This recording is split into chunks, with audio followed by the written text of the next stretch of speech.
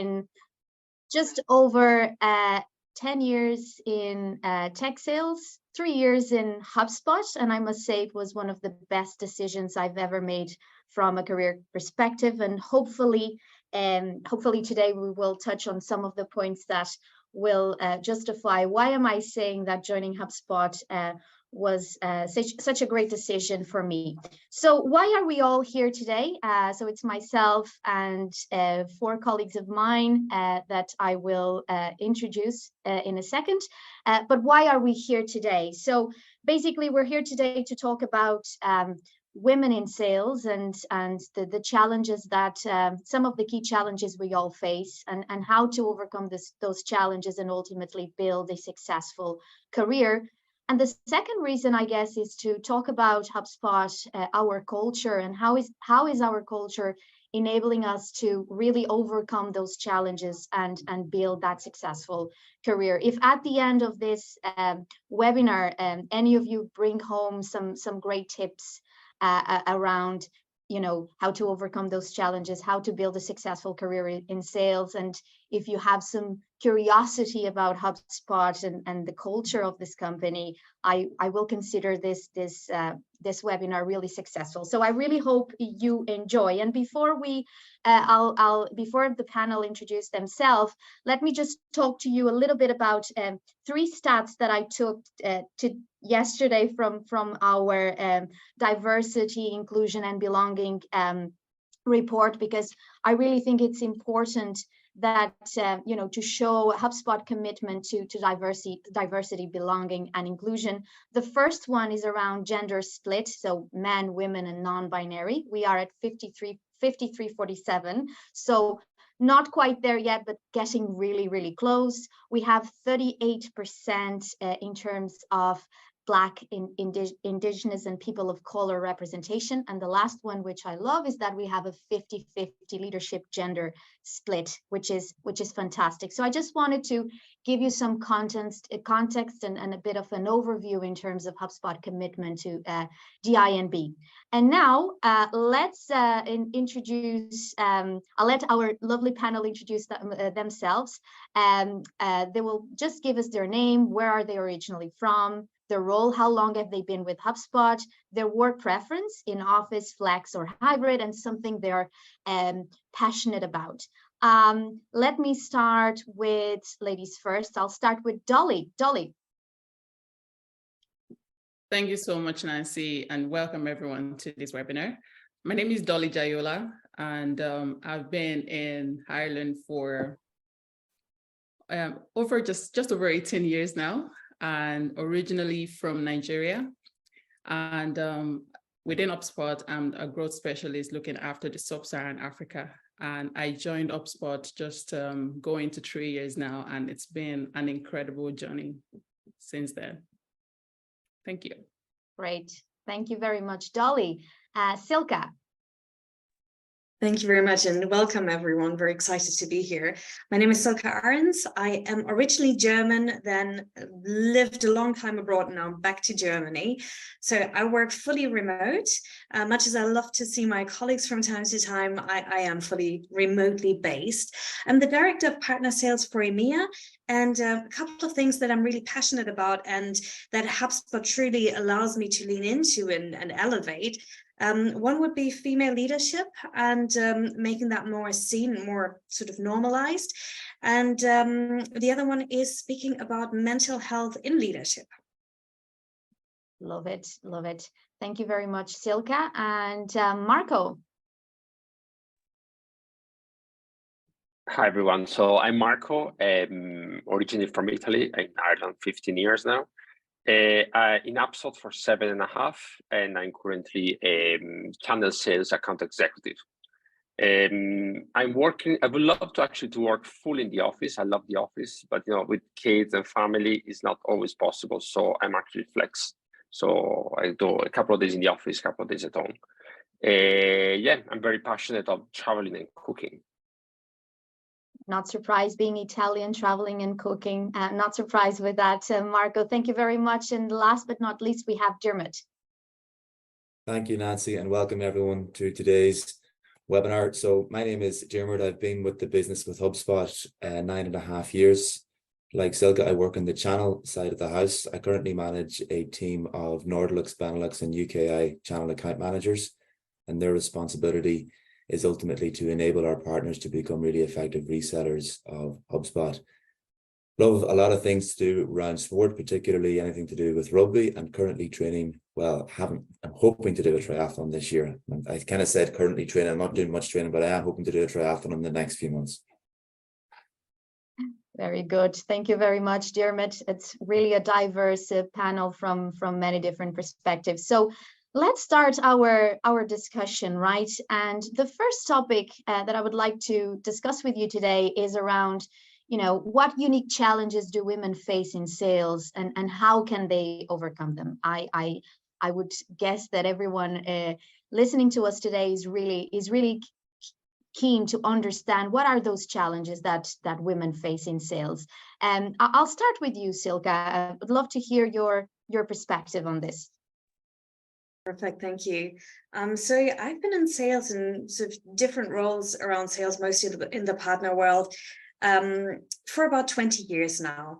And looking back at my careers, also specifically before HubSpot, it's been at times a fairly lonely experience. So sales is very competitive, which is great. I'm very competitive. Love that side of it. But it is typically very male dominated. So being the only woman in a room is something that I've gotten very, very used to.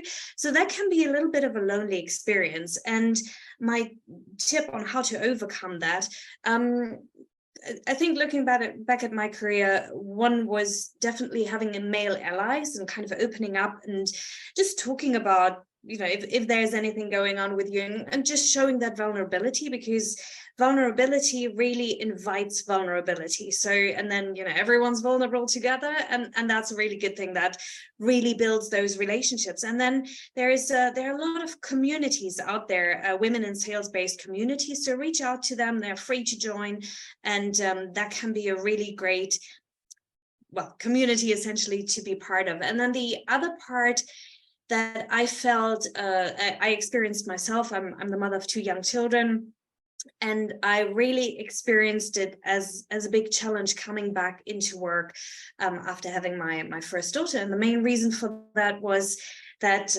I felt so much pressure to come back as fast as humanly possible. Not so much that anyone said to me, so you have to be back as fast as you can, but just with a quota in mind, knowing that it is such a competitive industry, especially also in leadership. It was sort of suggested that this would be a good idea. And that really took a toll on my mental health. So my advice for any fellow mothers or anyone who's going through sort of maternity leave at the moment, is looking to get into sales or is in general, coming back there, the best advice based on my own experience that I could give to anyone would be to think about what you need to be able to perform at your best in any situation really in life, and communicate that as clearly as you can, both at work and at home. So practice setting your boundaries and talking about that, because people tend to be very receptive as long as you just share what you need. Very good, Silke. I think you've touched there on a very important point, which is coming back from maternity leave. I came back from maternity leave myself in April last year, and we will have the opportunity to touch on this because I think it's quite an important topic. And you mentioned there showing vulnerability. It's not a sign of weakness. It's a sign of being human and sharing what are you feeling? What are the challenges that you're going through? And I think this is only possible when you work in an organization that creates that kind of atmosphere, that kind of culture where you feel safe about sharing how you feel and your vulnerability. And during this webinar, we will touch on that culture piece, which I think is key. So thank you so much. Dolly, what are your thoughts on this? Thank you, Nancy. I think, Silke, you covered a bit, and that was really good sharing, your experience, especially, coming back from maternity leave and all. And I would say I had similar experience in that, like I had to go back to work when my daughter was 4 months old. And it's personally was for me that I didn't want to miss out on any promotions or any good stuff happening at work. So thanks for sharing that. But for me, I think, being a working mom can be very challenging. And that's the honest truth. And because you're looking after your kids, you're looking after your family, your home, then work. And, it's very challenging. But like, I'm very grateful for a company like HubSpot that supports women to focus on what's important to them, family. That's a major thing, family. And also focusing on what's important in work as well, which is, for me personally, I'm into sales. So it's all about the revenue generating activities for me. And I chose flex working in HubSpot, so which means I can work remotely at home, or I can go into the office whenever I have the opportunity to. So it's that, having that flexibility that comes with, being able to manage my book of business how I want to, and then working as part of a team. So it goes a long way. So in terms of the challenges that, women face, especially within sales, and I'll give you my personal story. So a few years ago when I joined HubSpot, my child, out of nowhere, had to get surgery done. There was absolutely nothing wrong with her on like all day or all week or whole year, and literally came to me. She wasn't feeling too well. We went to A&E, and that was it. She needed to get surgery done there and then. They said the appendix had ruptured. It was an emergency surgery and everything. And you can imagine, this was a Sunday. I had to work on Monday, and all that was going on in my head was like, oh shit, what am I going to do? I need to focus on my child. Rang my manager at that point on Sunday evening, and he was like, Dolly, just focus on what's important.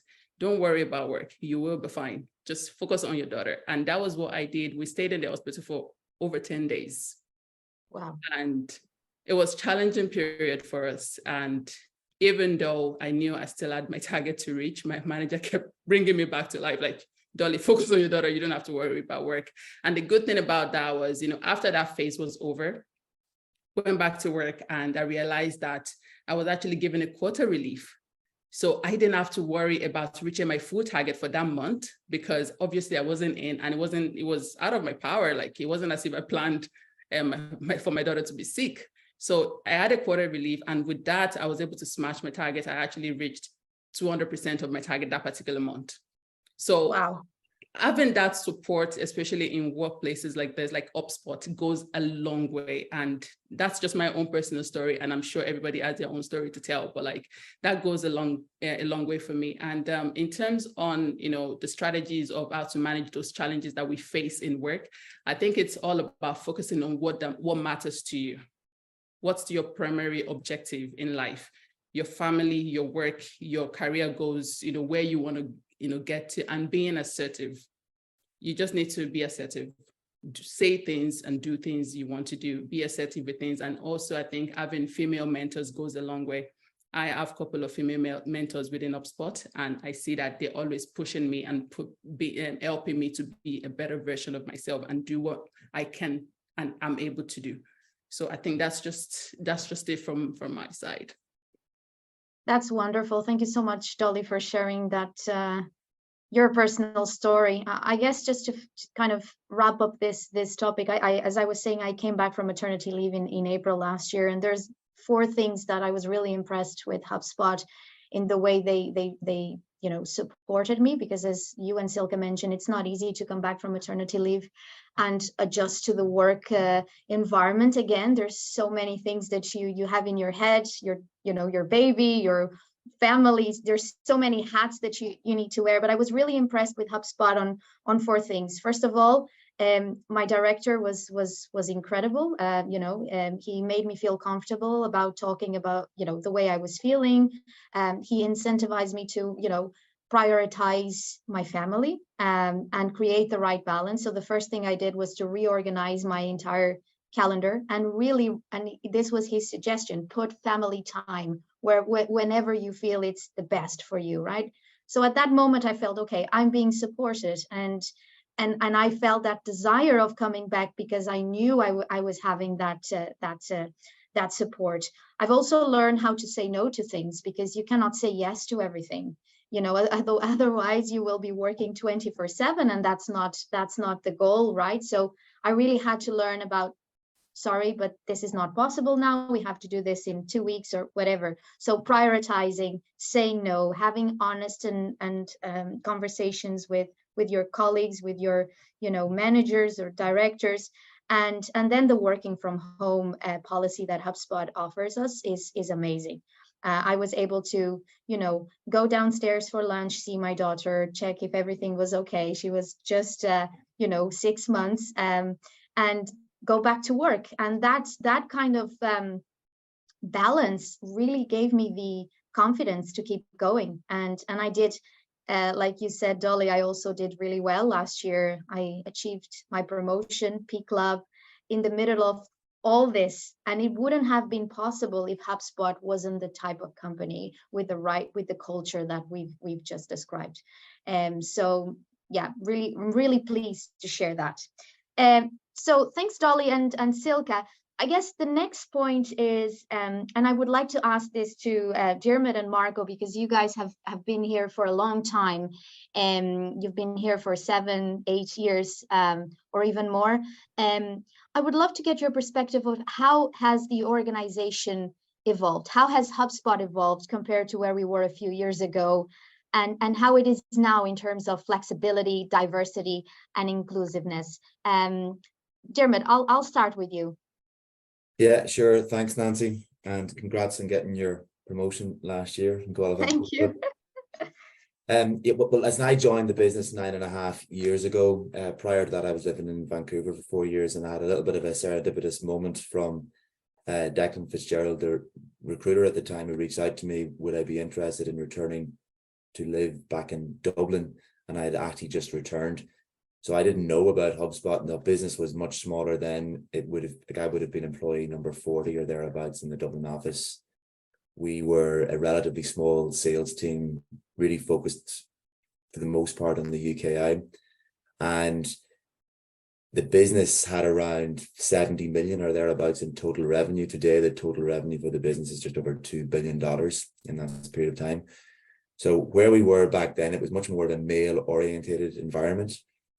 And with growth over the last 10 years brings a huge opportunity to design what that diversity component would ultimately look like. And kudos, shout out, to the likes of, for example, Darnesh and Brian Halligan, who really kind of identified this very early on to design a culture of inclusiveness and diversity within the actual business. So HubSpot now in Dublin is known as HubSpot. We are the EMEA HQ.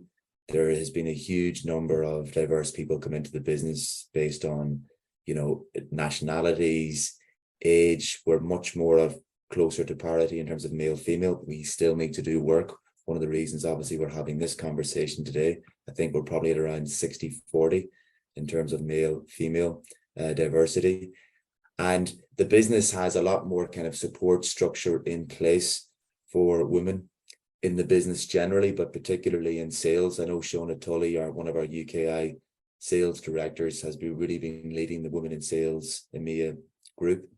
And there's a huge number of initiatives organized, such as, for example, quarterly book reviews to help improve success in sales. There's Slack channels to create a community together.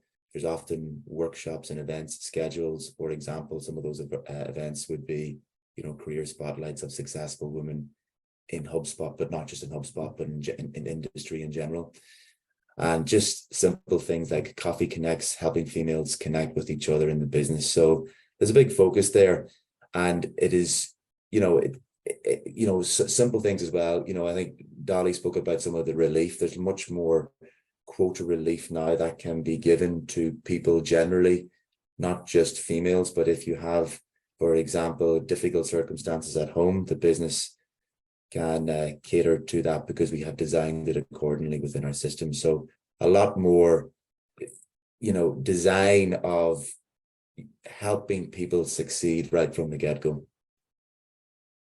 I think you're spot on. I think HubSpot designed the culture really focusing on how are we helping people to succeed. They really focus on that. And actually just today we got a new starter coming in And I'm not going to say where is he coming from, it doesn't matter. But he said to me, oh my God, the first thing I've noticed is that everyone smiles in this company. Everyone has a smile. There is such a nice vibe, and it's true. And it's hard to find that kind of atmosphere. I've worked in different companies before, and it's really unique what we experience here. I totally agree, Dermot. Marco, what's your view on it? You've been with HubSpot, remind me again, 7, 8 years? Yeah, 7.5 years, like Dermot. 7.5 years, nearly 8. Yeah, so I have to say, actually, so the company changed a lot, but actually one thing never changed in HubSpot, and is the ability to listen. I remember when I joined, HubSpot was less than 200 employees in all EMEA. Now we are 6 offices in 6 different countries, so the company grew a lot. And I remember back then there was the gender equality was quite unbalanced, also in the leadership team. And there's actually one feedback that was given to the leadership team during one of the company meetings. And I remember back then the CEO, Brian, Dharmesh, but the entire leadership team, they said, yes, it definitely is our top priority. They also set expectations, and something might take some time, because we need to guarantee the healthy growth of the company. And now, a few years later, the leadership team is basically, I think, is split 50-50 in the latest report, and the company is growing double digits. So there's a big, shout out to HubSpot in terms of, listen to the feedback, and organize a plan, a long-term vision in order to achieve their goal. And that's one thing that is still the same, like HubSpot was still kind of in the startup mode, and it's definitely a plus side. Totally agree. And I think you mentioned there's something really important, which is HubSpot does listen to their people, to their employees. I remember when I first joined, getting the surveys to share feedback about things that are working, things that we would like to see improved. And a couple of months later, some changes were implemented. And, typically we think that, my experience with other companies is that we send those surveys, but it takes ages, or maybe we will never see those changes happening. And in HubSpot, it doesn't work that way. They do listen. And I think that's another unique thing about this company. The next point is I would like you to give our audience a few tips on what are the strategies that women can use to advance with their career in sales, right? So some practical advice, some tips that you believe are as really important. Dolly, I'll start with you. Yeah, there are a lot of strategies that we can use. Again, I'm giving you answers here based on my own personal experience and knowledge. So I look after the sub-Saharan territory in HubSpot, and sometimes, the market is 2 or 3 hours ahead, depending on, the country. So with this, I think it's all about the prioritization in terms of the strategies in here. So I would prioritize my time, spending my time on, the money generating activities, like in sales, we call it discovery calls, your demos, your follow-ups, and all earlier in the day, because I want to work within the markets that in terms of time structure. And then the later part of the day, I work on my admins, my internal meetings, follow-ups, and all internally. That's how I structure my day on a daily basis. I believe personally that prioritization is actually key, which means in terms of focusing on what's important, while also, using the likes of the time management metrics. What's important and urgent at the moment that I need to action right there and then? What's important, but I need to schedule and, book a meeting or book a time in my calendar to actually sort it out. What's not important that I don't need to do, I eliminate it from my calendar, because the only power I have is my time, and I need to use it diligently and efficiently. So it's all about time management. It's all about prioritizing what's important and what's not. So I'm able to manage my work stroke parenting, because at the end of the day, I have 2 kids, 2 beautiful kids after them. So I'm able to manage my work, my parenting, with the flexibility that comes with working here in HubSpot. So I have that balance. So I would say the main strategy for me would be prioritization, and then time management. And in terms of the career progression, for example, with HubSpot, you know, it's pretty much transparent. And I think HubSpot is the only company, I'm speaking for myself now, HubSpot is the only company that the progression scale or metrics is very transparent. You know where you're going, you know how to get there, and that's it. So I think those are the key strategies for me in terms of that. And yeah, so I would say I would add to it as well, based on the progression side of things. I've been promoted twice within HubSpot, which is a good thing. And gone in for the third one. So it's going to happen soon. Wonderful. Congrats on that. And best of luck with that third promotion. And you're right, time is precious. And creating time for your personal development is key. That's another thing that HubSpot really incentivizes, which is have time in your diary for your personal development. Find a mentor, find a coach.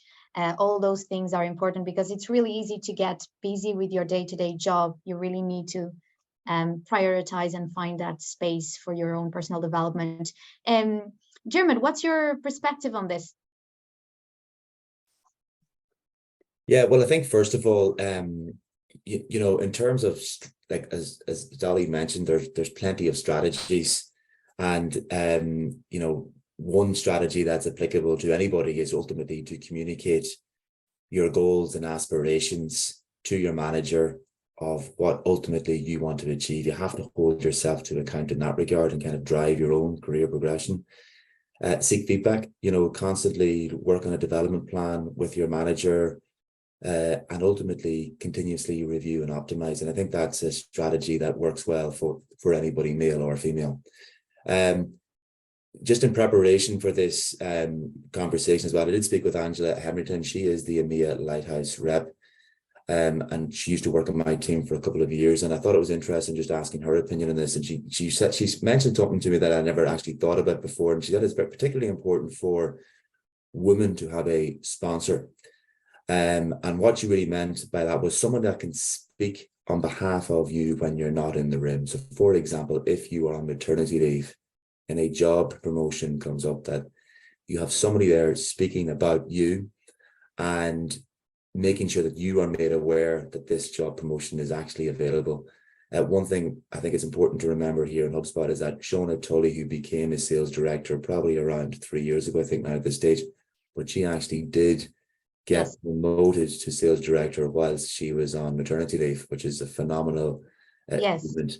So I think that's an important thing to point out. So definitely having a sponsor, and also from a point of view of just pushing yourself to take on initiatives. You know, it helps understand the business, how cross-functional elements of the business work together. I think that's very important in making any kind of leap to the next stage. And ultimately, by pushing yourself, not only are you learning, but you're also building really good relationships within the business and better understanding, I suppose, what each other's metrics are to enable them to be successful as well. That is very true, Dermot. And while you're talking, I was thinking of Shauna's promotion while she was on maternity leave. That was quite impressive. I was with HubSpot for just a few months, and I was really impressed with that. The next point is quite an interesting one, which is I would assume there are women in the audience today that have potentially no background in tech sales, but they would like to experience that world. They would like to try and develop a career. I would love to get your tips on, you know, what are the skills required, or the main skills required for someone with no background in tech sales that could help them succeed or start a career from zero on that perspective. Silke, what are your thoughts on it? Yes, thank you. So I would, the starting point that I would advise anyone to take would actually be to ask yourself the question, what do I expect from a career in sales? And kind of check that you're in it for the right reasons. And whilst compensation of the money typically tends to be quite good in sales, that should not be the driving force behind it. So I always, and the reason why I went into sales and really enjoy my role is because I just have a really deep love and interest for humans, which may sound a little bit strange, but I think probably aside from getting into psychiatry and doing a study there, this is fantastic, and just connecting with people and having as your motivation that you actually want to help them. Because what we do here, yes, sure, we're in sales, but ultimately we're providing solutions to challenges that people have, and that has a real impact on their life and on their business, and that's the big driver. So to me, it's really about asking the right questions, and then in terms of the skill, it's also the questioning. It's not about, or rather, something we like to say in sales is have the principle of 2 ears, 1 mouth. So gotta be able to listen and to really actively listen. There's been a lot of content around active listening that is really easy to get your hands on, sort of all over the internet, great books written about it. So active listening, always good for any relationship, not just in work. And then asking questions. And I'm always trying that, like that's always on my self-development plan, to learn to ask better questions, because the better the questions you ask, the better outcomes you're going to get. Absolutely. Question, listening skills, those are essential. Dermot, what are your thoughts on this? Yeah, so in terms of tips for anyone from a non-tech background, like 100% there to what Silke was saying in terms of listening. Often people think about going into sales, so I need to be, the gift of the gab almost, but the reality is you have to have really good communication skills. But 50% of communication skills is listening. And it is actually something that you can learn if you feel that you're not particularly good at. It's also, if you're coming from non-tech, first of all, from a HubSpot standpoint, we've got a really good academy that's completely free with all the content about our HubSpot software, how to sell. Even there's like inbound sales methodology, inbound marketing methodology courses that you can take. You can filter it based on duration of courses. It's available, I think, in 4 or 5 different languages. It's a phenomenal resource. So if you are serious about thinking about coming into tech sales, I would definitely recommend to look at that as a resource, not just in terms of applying for a job in HubSpot, but potentially a job in any tech firm. And also begin to start understanding and practice a sales methodology. We at HubSpot use the Sandler sales methodology. There are many different types of sales methodologies available, so you wouldn't necessarily have to practice the Sandler one, but definitely understand how a methodology is built and how it works, and then begin to ultimately start practicing it, because that is key in helping you be successful in sales, regardless if you're in tech sales or not. But we do ultimately use the Sandler sales methodology here. And I think as well, if you're thinking about, well, my current skill set, like write down what your current skill set is, and then begin to maybe reach out to people who work in sales and sales management and better understand what skill sets are needed to be successful in sales and where are the gaps. There's also an interesting tool on LinkedIn called Career Explorer, which can ultimately, you can plug in your existing career today, and it can help you identify where some overlaps will already be in place and also somewhere some gaps are. And then where there are gaps, I would recommend doubling down on those gaps, because working in sales, it's a phenomenal opportunity to be, to make a lot of money, to be very flexible, and it's a really great sales career to have. Great tips there, Dermot. If there is anyone here today who has no tech sales background, please do not feel afraid of starting a career. I came from a non-tech world. I've studied international relations, politics. I came to Dublin to work for the Portuguese embassy. That has nothing to do with tech sales, and here I am. So, I think there are an incredible amount of skills that you can definitely leverage, such as listening, communication skills, and all that. So that's really, really important. There's 2 more points that I would like to discuss. The next one is I guess everyone here might be curious to know how is the first 6 months in the job at HubSpot, and what kind of support do we get from HubSpot in the first 6 months that are critical? Marco, what's your perspective on this? So the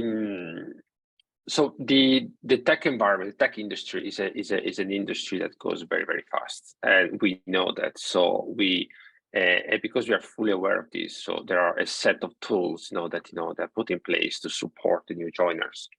Talking about the buddy program, where basically you're followed for a period of time to a more experienced rep for the first 3 months.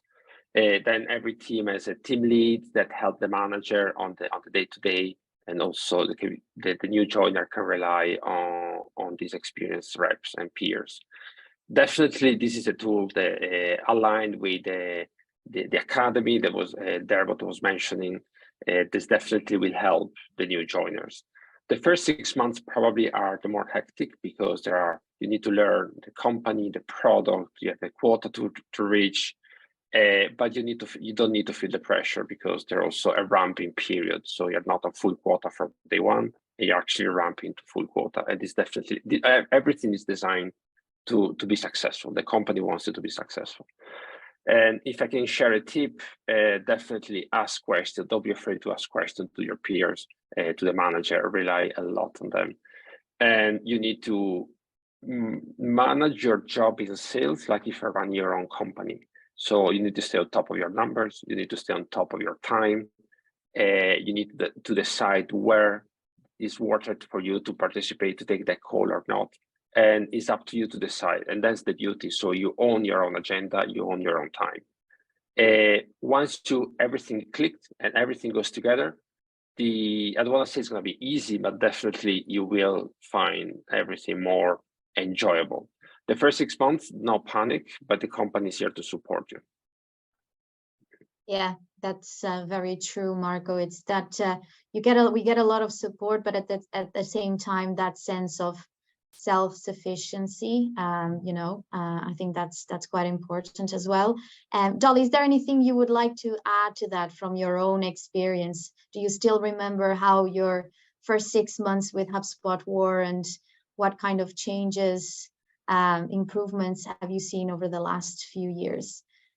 First of all, Marco, thank you so much for making that comment about owning your business. It goes a long way. And it's something that I tend to try to do. I would just put it that way. I see HubSpot Africa as my business that I run. So even though I'm not the CEO, but I see it as my business. And it's important to own your business and treat it as, this is my business. This is because the more you put into the work, the more you get out of it at the end of the day. So thanks for touching that. So in terms of my first 6 months in HubSpot, I would say 100%. It was like moving into any company during the pandemic would be challenging, and that's the honest truth. Having to transition remotely and everything, but it was quite challenging, but it was really good at the same time, because I was able to build new relationship. Like my target, my ramp period was obviously very important, and then the life after ramp is very important, and how that would look like at that point in time. But that was all the challenges I had in terms of, even prior to starting in HubSpot, because I was thinking about it, how am I actually going to navigate around all this? How is it going to look like? And I was actually surprised when I joined, and the amount of support available to you, it's unbelievable.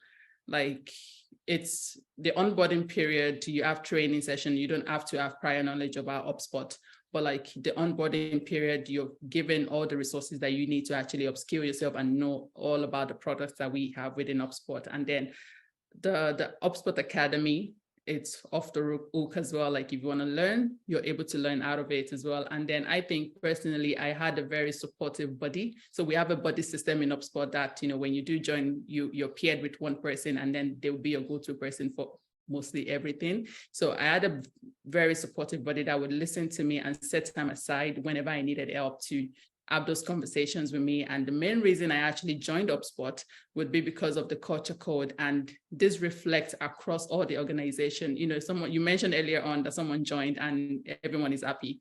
So imagine me joining remotely and I still felt that impact of the culture code, you know, even in a remote environment, which goes a long way in terms of being able to reach out to people and get that support you need at that period in time.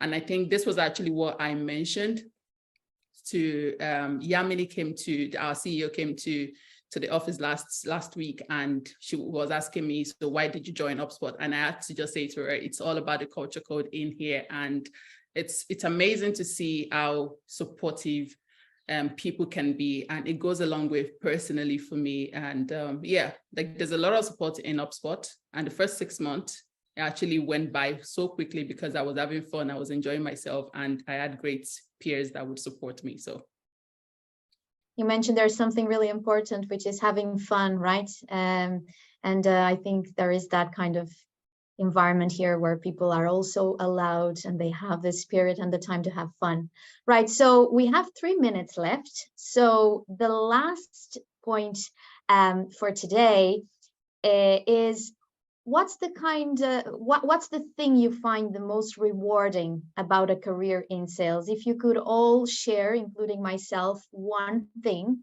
that would be great. I will start with Marco, who is at the top of my screen. Marco, what is the thing that you find the most rewarding about a career in sales? You have a direct feedback. You know, if things goes well, at the end of the month, you have a direct feedback. So money is definitely, it shouldn't be the only thing, but definitely that's one thing is relevant. Then, having said that, it's not just, you know, to selfishly spend the money. You can spend money, you know, to send kids to school, to a better school, to better holiday, or other things. So it's definitely opens up tons of opportunity. And you have a direct immediately. So it's very black and white, very clear. You know what to do and how to do it. So very, very crystal clear. That's one thing that I love it. Absolutely. We're in sales, so we should not be afraid of talking about money, which is key. Dermot. Well, first of all, as an individual contributor, which I was for many years, both here at HubSpot and prior to this, I love the opportunity, as both Marco and Dolly mentioned, about what would in effect be owning your own business. So you're owning your own business within the support environment of a much larger organization, for example, HubSpot. That gives you a huge amount of flexibility. And also, you know, I know a lot of people would find this maybe somewhat pressurized, but you are held, there's nowhere to hide, there's full transparency. You're ultimately held accountable to a number at the end of the day. But that is something that I enjoy because it's very easy to understand where you are currently at in relation to your peers and so on. From a management standpoint, I love the opportunity just to build a culture within the team, a high-performing team, to see people grow, help people in their own career trajectories, and just it's really about developing people, and that's really that gives me a buzz in relation to the management component of HubSpot. 100%. Thanks, Dermot. Silka. Yes, thank you. I've been thinking about this. So for me, it's the constant changing environment that we have to sell in means that there is no comfort zone. We're always challenged. We're always to grow, which is great. And the creativity that you need to bring to the table to be successful. 100%, 100%. Dolly. For me, I believe it is about growth, having a growth mindset. So, and this is what this job actually gives me, growth mindset, and also financial independence. We all love money, don't we? So it's all about financial independence. And also, you know, this topic is about women in sales. We need to give women financial independence. And there you go. That's just it for me. 100%. And I agree with everything that you said. Couldn't agree more. The only thing I would add in my case is the resilience you build when you are in a sales career, because as we all know, there are ups and downs. You hear a lot of no's, and you have to build that resilience muscle that you can then leverage to your own personal life, right? I think that's something that a career in sales gave me. It's that resilience to face, you know, good, sometimes bad moments, not only in my career, but also in my personal life. And I really love that. I think we are on time, right? We would have plenty of other topics to discuss, but unfortunately we have to stop it here. I hope everyone in the audience really enjoyed this session. I really did. And thank you everyone from the panel for your time as well, for sharing your perspective. I hope this was useful. And as I said at the beginning of this, if you bring home any tips that will allow you to build a career in sales, progress with your career, and if you're curious about HubSpot, I think this webinar was a real success. So thank you very much for your time, and I hope to see you soon. Bye-bye.